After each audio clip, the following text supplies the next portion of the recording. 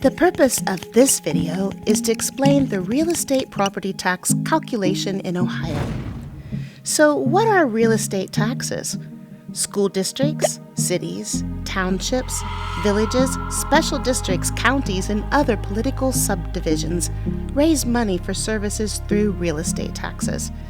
The money collected supports schools, pays for police and fire protection, maintains roads, and funds essential government and community services, including those for parks and libraries. Ohio's oldest tax, real estate taxes, have been ad valorem, meaning based on value, since 1825. The state helps to ensure uniformity and fairness with real estate taxes through its oversight of county appraisal work. What is a mill? Property taxes are charged as mills. 1 mill is 1/1,000th of a dollar. That's 1/10 of a cent. All Ohio residents pay a base tax rate of 10 mills. This base rate comes from the Ohio Constitution. The base rate is meant to provide governmental units with a base amount of operating revenue.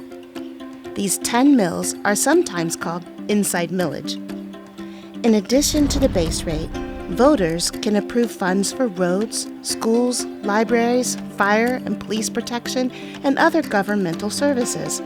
This millage, outside of the 10 mills, must be voted on and approved before being added to the property tax calculation.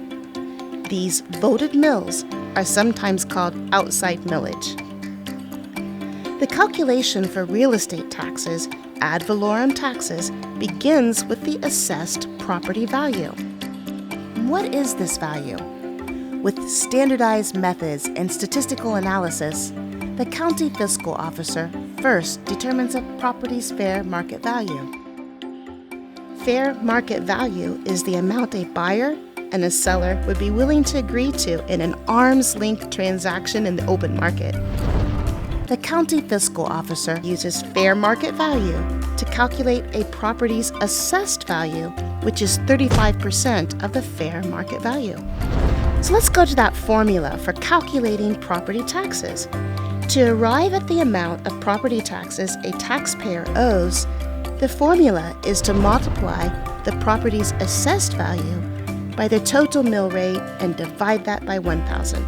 Expressed as an equation, the process looks like this. Fair market value times 35% equals the assessed value. Here's an example. A home with a fair market value of $100,000 would have an assessed value of $35,000. That's 100,000 times 35%. Now, the assessed value times the mill rate divided by 1,000 equals the gross property tax. In our example, a home with a fair market value of $100,000 and an assessed value of $35,000 is located in a taxing district with 3 property tax millages. That's 10 mills for the base rate, and let's just say 10 mills for school taxes and 10 mills for road taxes. That's a total of 30 mills. Using the formula, the taxpayer owes a gross property tax of $1,050. That's 35,000 times 30 divided by 1,000. It equals 1,050.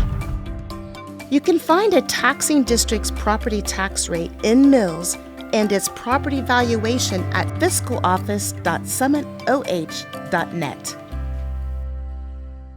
Now let's go on.